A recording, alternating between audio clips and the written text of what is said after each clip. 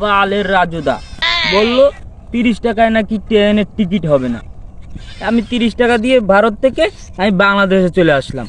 তো আমার জেঠুর জমিটাতে কোন সাইডে, তো লোকজনদের জিজ্ঞাসা করতে হয়, দেখি তো কাউকে পাওয়া যায় কিনা।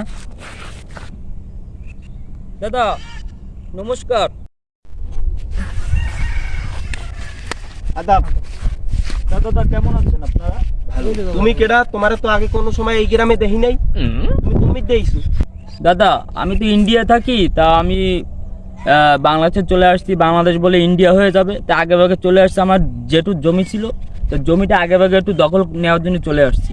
তা আমি খুঁজে পাচ্ছি না আমার জেঠুর জমিটা কোন সাইডে।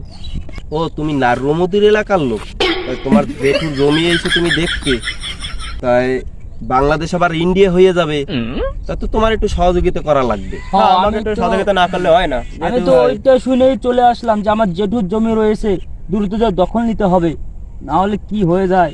তোমার জেঠুর জমিটা কোন দিকে? ও আমার যতটুকু মনে পড়ে একটা পুকুর ছিল, আমার জেঠু বলেছিল পাশে অনেক ধানি জমি। এলাকাটার নামটা মনে হয় কি জানি, এটা ইসলামপুর এলাকায়। এই ইসলামপুর এলাকায় আমার জেঠুর জমি আছে। আপনারা যদি আমাকে একটু সহযোগিতা করতেন, তাহলে আমার জেঠুর জমিটা আমি একটু মেপে জুপে আমি একটু দখল করে নিতাম, যেহেতু বাংলাদেশ ইন্ডিয়া হয়ে যাবে। সমস্যা নাই, মোরা তোমাকে আমরা হেল্প করবো। মানে জমিটা মনে হয় ওইটা মনে হয়। ওটাই হবে মনে হচ্ছে। তা আমাদের দেশের সাংবাদিক তো ভুল কিছু বলেনি, বাংলাদেশ ইন্ডিয়া হয়ে যাবে, আপনারাও তো মেনে নিয়েছেন। তাহলে সবাই যাই একটু করি। আরে জমিটা বুঝাই হ্যাঁ দাদা চলেন তো, আমার জমিটা একটু মেপে দেন তো। তাও দাদা আমার জমি মাপার কথা বলে আপনারা আমাকে চেপে ধরতেছেন কেন? তোমার একটা সেইভের বিষয় আছে না?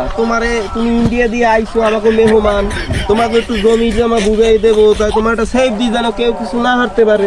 কি বলেন দাদা? তো এরকম কি বাংলাদেশটা ইন্ডিয়া হয়ে যাবে, আমরা তো সবাই দাদা দাদা হয়ে যাবো, তো এরকম করলে কি হয়? কিছু বুঝো না হালার ফালা। মাল খাও। হ্যাঁ আমি পয়সা গেছি, আমি পয়সা গেছি, আমি পয়সা গেছি তার কৃপায়।